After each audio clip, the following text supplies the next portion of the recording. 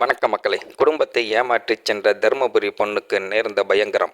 20 பேர் 3 நாட்கள், இறுதியில் பெரும் திருப்பம். தருமபுரி மாவட்டத்தைச் சேர்ந்த 33 வயதான சரண்யா ஒரு விவாகரத்து பெண்.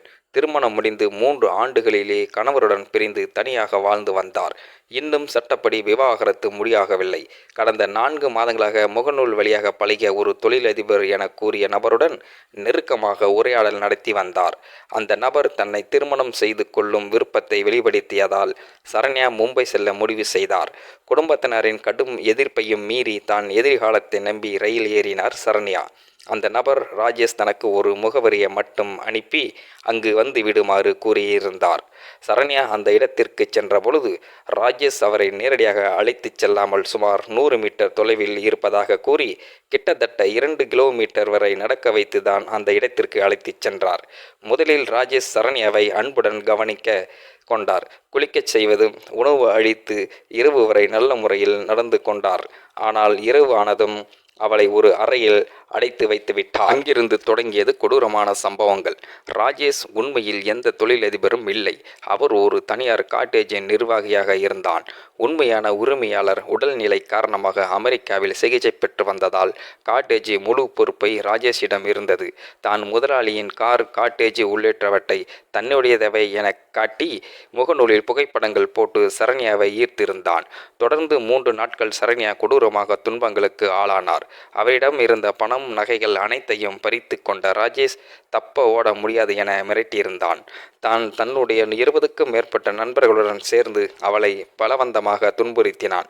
உடல் முழுவதும் காயங்கள், அறை முழுவதும் மது பாட்டில்கள் மற்றும் சிகரெட் துண்டுகள் என கொடூரமான சூழல் நிலவியது. 3வது நாள் சரண்யா மயக்கமடைந்து விழுந்த நிலையில் இருந்தார். அவரை இறந்துவிட்டதாக நினைத்து பயந்து அந்த கும்பல் தப்பி ஓடியது. ராஜேஷ் திகைத்து போய் என்ன செய்வது என்று தெரியாமல் இருந்தான். பெரும் திருப்பம். அந்த சமயத்தில் காட்டேஜுக்கு சுற்றுலா வந்த ஒரு குடும்பத்தினர் இங்கு ஏதோ தவறு நடப்பதை உணர்ந்து உடனடியாக காவல்துறைக்கு தகவல் கொடுத்தார். விரைந்து வந்த போலீசார் ஒவ்வொரு அறையாக சோதனை செய்த போது பூட்டப்பட்டு இருந்த ஒரு அறையை திறந்து பார்த்தார். அங்கு சரண்யா கோரமான நிலையில் உடல் காயங்களுடன் சுயநிலைவின்றி கிடந்தார். உடனடியாக அவரை மீட்டு மருத்துவமனையை சேர்த்தார். சிகிச்சைக்கு பின் விசாரணை செய்தபோது சரண்யா தனக்கு நடந்த அனைத்து கொடுமைகளையும் விரிவாக கூறினார். 23 பேர் வரை என்னை துன்புறுத்தினார்கள். அவர்கள் அனைவரையும் நான் அடையாளம் காட்ட முடியும் என புகார் அளித்தார். காவல்துறை உடனடியாக ராஜேஷ் உள்பட்ட 10க்கும் மேற்பட்ட நபர்களை கைது செய்து மீதமுள்ளவரை தீவிரமாக தேடி வருகிறது. இந்த சம்பவம் மும்பை பகுதியில் பெரும் பரபரப்பை ஏற்படுத்தியுள்ளது. ஒரு வேண்டுகோள்: ஆசை மற்றும் நம்பிக்கையில் குடும்பத்தை மீறி எடுக்கும் முடிவுகள் சில சமயங்களில் உயிருக்கே ஆபத்தை ஏற்படுத்தலாம் என்பதை இந்த சம்பவம் நினைவூட்டுகிறது. சமூக ஊடகங்களில் அந்நியர்களை நம்பும் முன் பலமுறை சரிபார்க்க வேண்டிய அவசியத்தையும் இது எடுத்து காட்டுகிறது. இந்த சம்பவம் தொடர்பான விசாரணை நடைபெற்று வருகிறது.